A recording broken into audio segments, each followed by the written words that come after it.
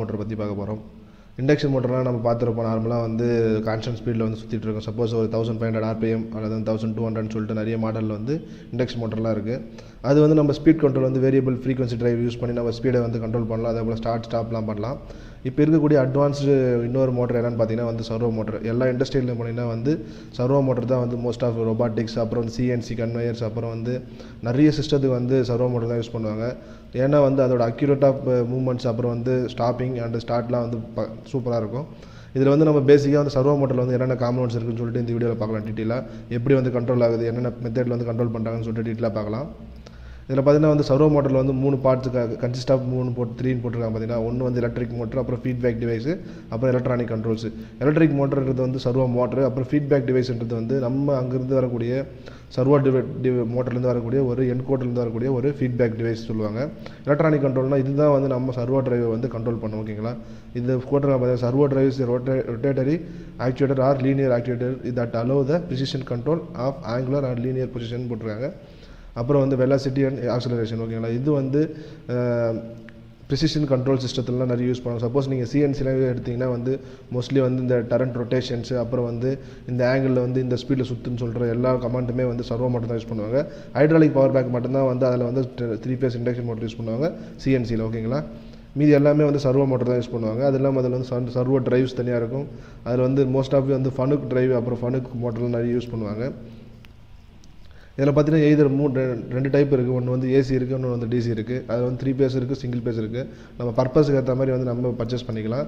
இதில் வந்து types of servo motor போட்டுருக்காங்க. பார்த்தீங்கன்னா AC servo motor, DC servo motor, continuous servo motor, அப்புறம் லீனியர் சர்வோ மோட்டர். ஓகேங்களா, இது என்னென்னா வந்து லீனியர் மூவ்மெண்ட். இது ஒரு மோட்டர் தான். இது வந்து கேபிள் இருக்கும். எந்த ஆங்கிளில் வந்து நம்ம ஃப்ரண்ட் பேக் லீனியர் மோஷன் மோட்டர்னு சொல்லுவாங்க இது. ஓகேங்களா, இது வந்து கண்டினியூஸாக ரொட்டேட் பண்ணுற மாதிரி கொடுத்துருப்பாங்க. ஃபீட்பேக் ஏற்ற மாதிரி வந்து கண்ட்ரோல் கொடுத்துருப்பாங்க. இது வந்து DC மோட்டர். இதே சேம் கான்செப்ட் தான். இதில் ஒரு என்கோடருக்கு எடுத்திருப்பாங்க. அதே போல் வந்து பாசிட்டிவ் நெகட்டிவ் கொடுத்து நம்ம இது டிசியில் ஆப்ரேட் பண்ணுறதுக்கோசம் கொடுத்துருப்பாங்க. நம்ம மோஸ்ட்லி யூஸ் பண்ணுறது வந்து AC சர்வோ மோட்டர் தான் வந்து நிறைய இடத்துல வந்து ரெக்கமெண்ட் பண்ணுவாங்க.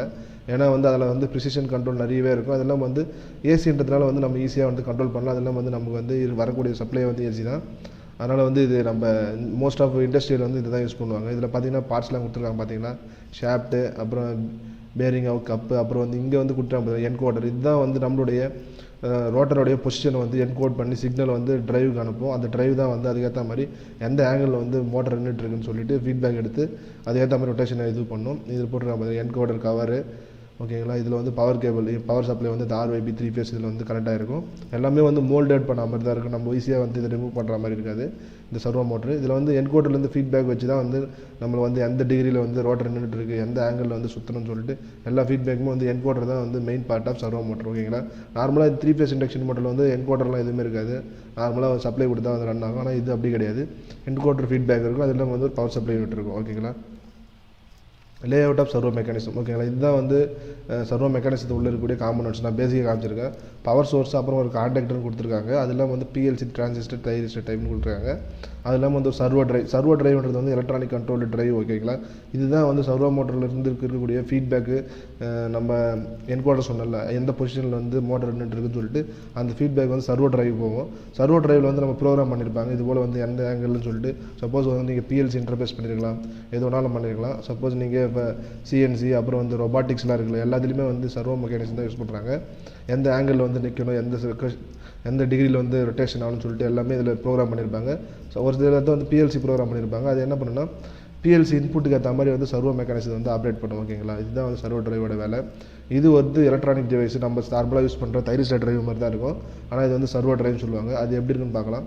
இதில் பார்த்தீங்கன்னா டேரெக்டாக லோடில் கனெக்ட் பண்ணுங்க. எக்ஸாம்பிளுக்கு மெத்தட் ஆஃப் கண்ட்ரோல் வந்து பல்ஸ் வித் மாடுலேஷன் சொல்லுவாங்க. நிறைய பல்ஸ் கொடுத்து வந்து இந்த ஆங்கிள்ஸ் ரொட்டேட் ஆகுன்னு சொல்லி ஃபீட்பேக்லாம் கொடுத்துருப்பாங்க. இதை வந்து நீங்கள் படித்து பாருங்கள், பேசிக்காக புரியும். இதுதான் வந்து நம்மளுடைய சர்வோ டிரைவ். இதிலேருந்து தான் வந்து நமக்கு வந்து சர்வோ மோட்டருக்கு வந்து சப்ளை கொடுத்துருப்பாங்க. ஃபிசிக்கலாக வந்து இப்படி தான் இருக்கும். இதில் வந்து டிஜிட்டல் கண்ட்ரோல் இருக்கும். அது இல்லாமல் வந்து லேண்ட் போர்ட், அப்புறம் வந்து கண்ட்ரோல் சிக்னலுக்கான கம்யூனிகேஷன் போர்ட் எல்லாமே இருக்கும். அது இல்லாமல் வந்து என்கோடருக்கான இன்புட் அவுட்புட் இதில் தான் இருக்கும். ஓகேங்களா, சப்போஸ் நீங்கள் சிங்கிள் பேஸ் கொடுத்தீங்கன்னா சிங்கிள் பேஸ் கொடுத்துட்டு 3 phase எடுக்கிற மாதிரி நிறைய மாடல் இருக்குது.